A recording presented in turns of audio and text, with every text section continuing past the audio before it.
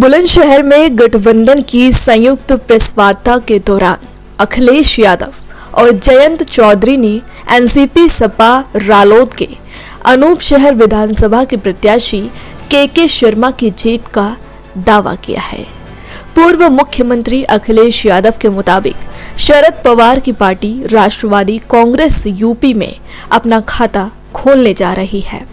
इस लिहाजे से अगर अनूप शहर विधानसभा में एनसीपी की तैयारियों पर नजर डालें तो शरद पवार यूपी ऐसे राजनीतिक तौर पर महत्वपूर्ण राज्य में एक सीट गठबंधन में मिलने के बावजूद यहां मौका गंवाना नहीं चाहते हैं।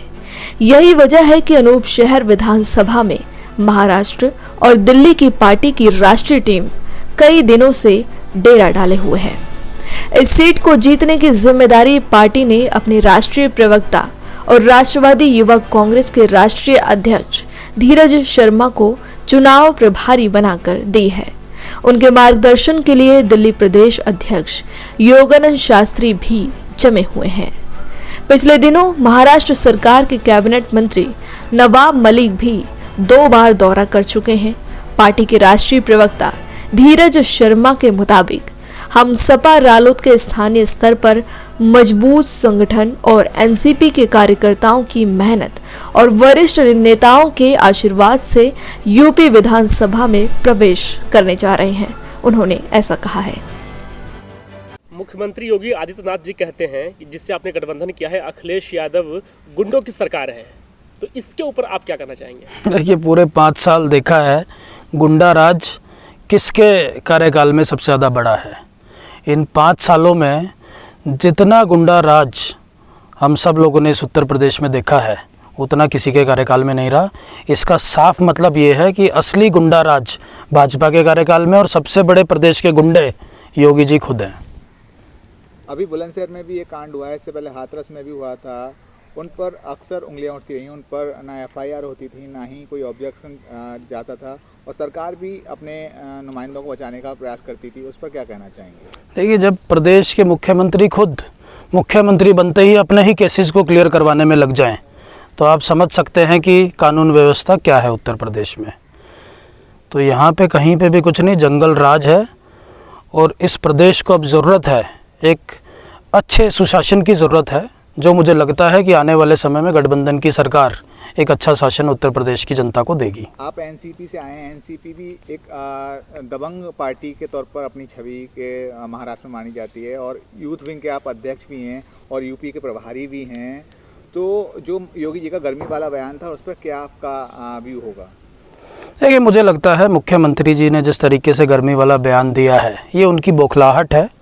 उनको मैं निश्चित कर देना चाहता हूं कि आने वाली 10 तारीख को उत्तर प्रदेश का युवा उनकी गर्मी उतारने का काम करेगा। एनसीपी की तरफ से आपको कैसा लग रहा है? क्या एनसीपी इस बार उत्तर प्रदेश में जो चुनाव लड़ रही है महागठबंधन के साथ जुड़ी हुई है, क्या अपनी सीट को निकाल पाएगा? क्योंकि इतना यहाँ पर एनसीपी को लेकर जागरूकता नहीं है। जिस तरीके से हम सब लोगों ने देखा, कल भी हमने देखा कि किस तरीके से अनूप शहर में जनता का हमें प्रतिसाद मिल रहा है, ख़ास तौर पे युवा वर्ग खुद उठ के सामने आ रहा है।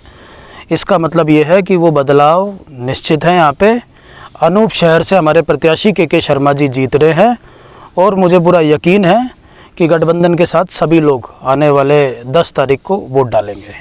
सर, आप एनसीपी के सेक्रेटरी हैं यूथ विंग के, तो आप यूपी में आप चुनाव प्रचार के लिए अपनी सक्रियता दिखा रहे हैं। कैसा माहौल लग रहा है यूपी में आपको? यूपी में अच्छा माहौल लग रहा है। गठबंधन की तरफ लोग ज़्यादा झुकाव दिखा रहे हैं। एनसीपी के यूथ के कार्यकर्ता और हमारे संगठन के सभी कार्यकर्ता यहाँ के गाँव में, यहाँ के कस्बों में डोर टू डोर अपनी पूरी जिम्मेदारी के साथ एनसीपी के जो प्रत्याशी हैं के शर्मा जी के लिए वोट मांग रहे हैं, और मजबूती के साथ हम यहाँ पे चुनाव लड़ रहे हैं। महाराष्ट्र में मजबूत पार्टी है एनसीपी, यूपी में शायद बहुत कम जागरूकता है एनसीपी को लेके, तो कैसे अपने प्रचार को आप इतना मजबूत कर पा रहे हैं कि घड़ी के निशान पर लोग जो यहाँ पर हैं वो वोट देने पर मजबूर हों?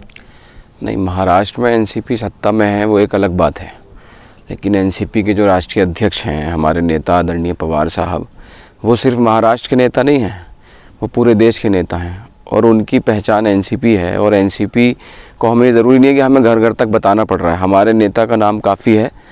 और जब गठबंधन में होते हैं तो हर क्षेत्र का एक दल होता है, यहाँ पे समाजवादी आरएलडी मजबूत हैं, वो एक अलग बात है, लेकिन हमारे नेता बहुत ही ज़्यादा मजबूत हैं और उनके चुनाव को पहुँचाने के लिए हम काम कर रहे हैं। चुनाव चिन्ह को तो घड़ी पहुँचाने में कोई ऐसी दिक्कत हमें नहीं आएगी अपने चुनाव चिन्ह को, क्योंकि सभी लोग बाखूबी एनसीपी से भी और आदरणीय पवार साहब से भी वाकिफ़ हैं। और दूसरी ओर हमारे राष्ट्रवादी युवक कांग्रेस के राष्ट्रीय अध्यक्ष जितनी जिम्मेदारी के साथ यहाँ पर पार्टी की विचारधारा को लेकर जा रहे हैं, चुनाव चिन्ह को लेकर जा रहे हैं, तो मुझे उम्मीद है लोगों को परेशानी का सामना नहीं करना पड़ेगा और गठबंधन के जो हमारे प्रत्याशी हैं वो मजबूती के साथ चुनाव लड़ रहे हैं। अनूप शहर में के शर्मा जी के समर्थन में कल अखिलेश और जयंत ने भी काफ़ी ज़ोर शोर से प्रचार सवार किया। कल काफ़ी जनसैलाब दिखा, उसमें आपको उम्मीद जगी कहीं ना कहीं कि अब पार्टी की और जो सीट है एकमात्र यूपी में वो निकलना तय है? नहीं, ये तो आपने देखा ही कि सड़कों पे कितना हुजूम था।